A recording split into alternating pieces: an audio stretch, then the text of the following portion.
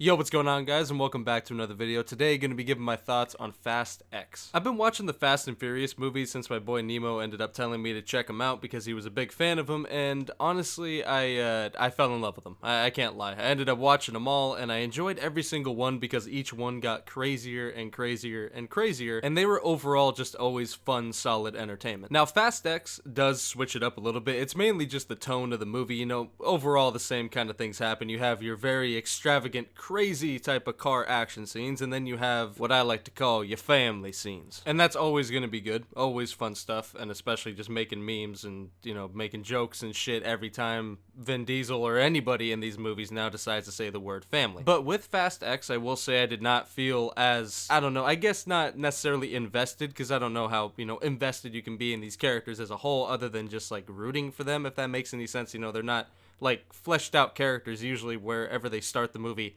they end the movie in the same spot. Like, nothing really fucking changes, especially with characters just coming back at random.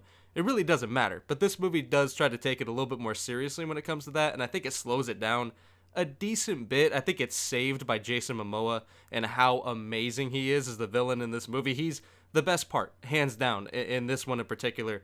Jason Momoa is the fucking man in this. Overall, I just think they slow it down a bit too much, and this is one of the rare Fast and Furious movies where I did not feel like they really upped the ante as far as like the action scenes. Like, most of the stuff is kind of shit we've seen before, or at least, like, you know, the craziness is there and there is new shit, but there's not as much of it. Usually, like, the recent movies have had like a ton of just insane action scenes, and this one just seems to replace that with more like fleshing out of certain characters, which again, the characters don't really change, so you're not necessarily that invested in those scenes.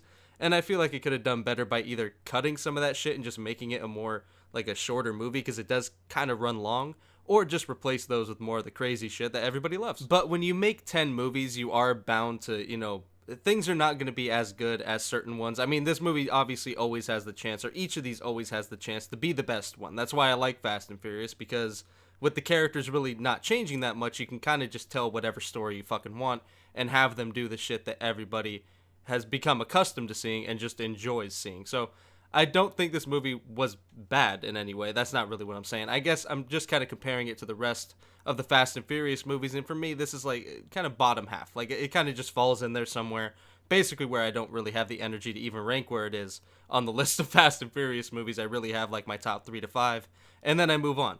But this one is kind of just there. It's one of the movies, and I'll watch it, but it's not one of the ones that I'm going to pick out and say, I really want to rewatch that one. So I would recommend it to people that love Fast and Furious. I mean, if you are just invested in these movies and like them, or have watched a handful of them and enjoy them, I feel like there's no reason why you wouldn't end up enjoying this one. But if somebody is new to Fast and Furious, I don't think this would be the one to be like, hey, check this one out and you'll get into these movies. I would say that's still probably like Tokyo Drift, or even the first one, or Fast 5 or 7 or something like that. I mean, I just don't think that this would be the one to say, hey, this is like the best one, check this out. But like I said, Jason Momoa is a big part of why this movie is actually really fun to watch, and overall, it's pretty decent. So I hope you guys enjoyed the video, man. I'll catch you in the next one. Peace.